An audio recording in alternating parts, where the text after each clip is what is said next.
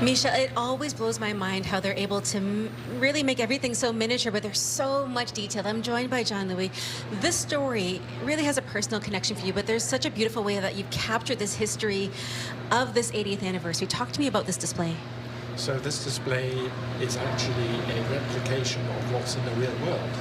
So 2 weeks ago, a park in Mississauga was unveiled, celebrating the 80th anniversary of the liberation of the Netherlands. And we've recreated that same park in miniature, which you see behind me. Why was it important to capture this moment in history? I know you guys have a Vimy Ridge display, and you kind of got this second one that's just outside of Canada's borders, but it has that Canadian connection. Why was this so important to bring this in? Well, it was important for two reasons. One is it's part of Canada's contribution to the world outside its borders, but there's also a personal connection.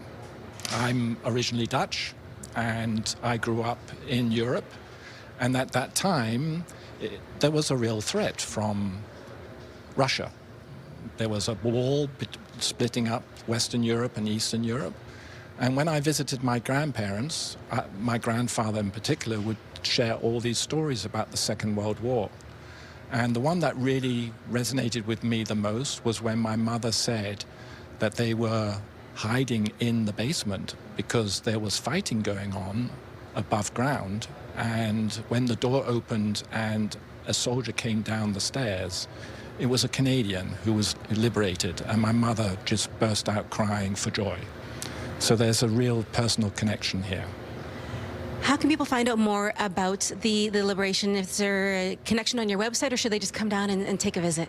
Well, coming down and seeing it in person has the biggest impact, and you can read all the stories. There are over 40 stories in total, 20 Canadians who liberated the Netherlands, and there's 20 stories of Dutch citizens who were liberated.